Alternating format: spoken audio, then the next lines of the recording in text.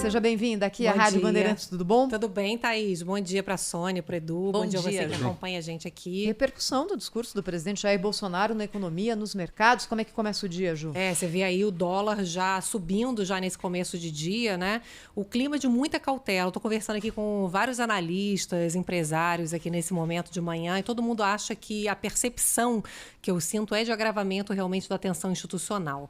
Então, preocupa as falas extremistas do presidente, reforçando ameaças de ruptura, que não só aprofundam a crise político-institucional, mas também preocupam toda a discussão que a gente vem tendo aqui de inflação, de crescimento, de emprego, porque você imagina que num ambiente de incerteza, depois dessas manifestações e todas as falas do presidente, a percepção que se coloca agora é que a gente vai ter um ambiente que vai continuar pesado, né? Esse ambiente de caos aí até as eleições. Então, num ambiente como esse, você imagina, o empresário... eu ia contratar, mas vou esperar, né? Você mesmo, consumidor, uma coisa que a economia mede muito é confiança, é clima econômico.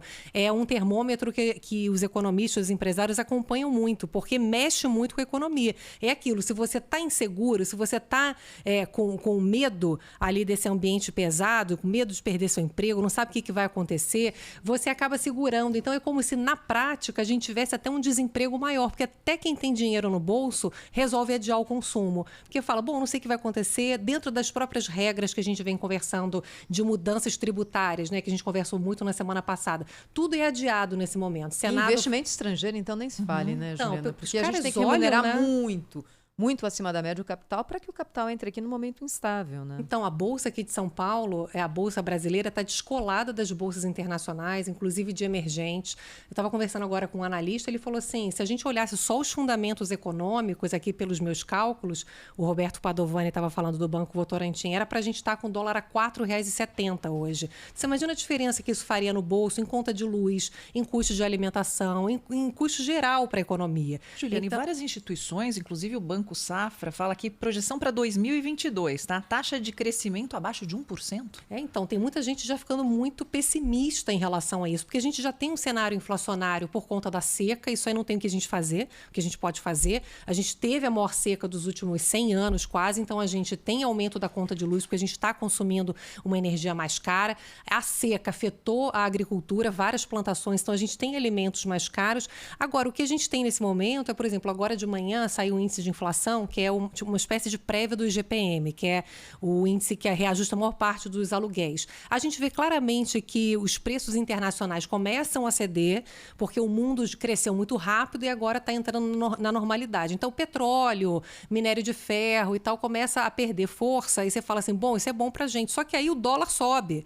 E aí a gente não sente o benefício internacional. Então, a gente tem tanto problemas internos aqui da questão hídrica, quanto a questão política que afasta investimentos e coloca lenha no dólar, né? Pressiona o nosso bolso, então afasta investimentos, como a Thaís falou, afasta um crescimento mais rápido. Então, assim, o que gera muita angústia é que nesse momento, a gente estava agora no Band News TV dando dados do setor de turismo, agora no feriado, muita gente viajou, muita gente de classe alta estava guardando dinheiro, não podia se locomover, tem um negócio que os economistas chamam de poupança, né? Que aumentou entre as pessoas com rendas maiores. As pessoas estão consumindo quem tem dinheiro, então o setor de serviços está crescendo com a melhora com o avanço da vacinação. Todo o setor de serviços que gera muito emprego está sendo beneficiado agora com a questão da vacinação, porque é um setor que foi muito prejudicado, porque depende de circulação, de aglomeração, de contato físico, salão de beleza, academia de ginástica. Só que, por outro lado, é aquilo, a gente não consegue...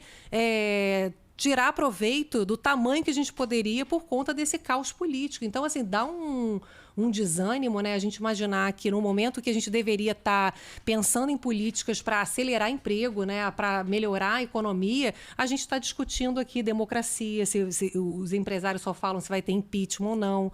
Então, que ambiente é esse que a gente vai crescer num ambiente como esse? É difícil imaginar, né? E cada dia tem uma nova, né? 2 semanas atrás era o precatório, na semana passada, agora eu nem me lembro qual que foi. Não, era expectativa pelo 7 de setembro. Agora é a realização do 7 de setembro. E quando é que a gente vai falar de crescimento? Quando é que a gente vai falar de geração de emprego? Exatamente. Né? Vamos fazer hoje mudanças, né? Reforma? Queremos reforma? Hoje diz que vai votar reforma política. O reforma eleitoral. Vai botar na pauta para votar reforma eleitoral hoje. Desse ambiente. Por quê? Porque isso interessa a eles e cá fora.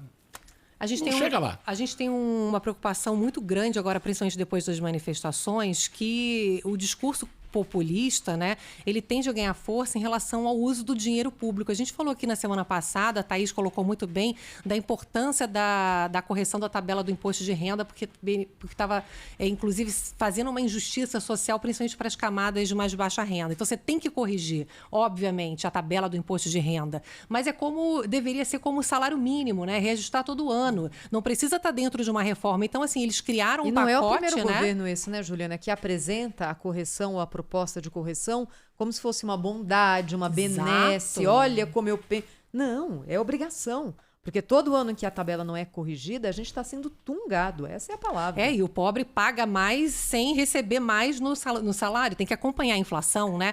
Então, a preocupação, a gente falava aqui para você na semana passada, que essa reforma do imposto de renda, o governo vendia como uma benesse, só que, por outro lado, as classes mais altas tiveram uma série de privilégios, ainda aumentou a complexidade tributária, como a gente falava, num país que a gente precisa simplificar, né? Porque pagar imposto já é difícil você entender. E, para completar, teve perda de arrecadação no momento que a gente precisa ampliar o Bolsa Família, né? Onde as pessoas estão passando necessidade. Então, você imagina, diante desse discurso extremista que a gente viu nas manifestações, qual é a expectativa hoje? Em que cada vez mais medidas sejam tomadas no sentido de se reeleger, no sentido de melhorar a popularidade, né? E não no sentido de tomar medidas para valer, para melhorar a economia, para melhorar o emprego. Então, assim, é desanimador realmente a gente ver que a gente precisava, nesse momento, que as energias políticas estivessem voltadas para a melhora da economia, caramba, depois da vacinação agora avançando, depois de tantas perdas humanas, né, tantas perdas econômicas, empresas que quebraram, as pessoas estão endividadas aí nos próximos anos, passando necessidade, e a gente hoje está discutindo democracia, discutindo o que vai ser no dia de hoje, de reações dos poderes. Era o momento para estar discutindo isso hoje, né? Realmente dá uma dor, né? Juliana Rosa, obrigada, hein, Juliana? Obrigada. Até amanhã, nesse mesmo horário aqui no Jornal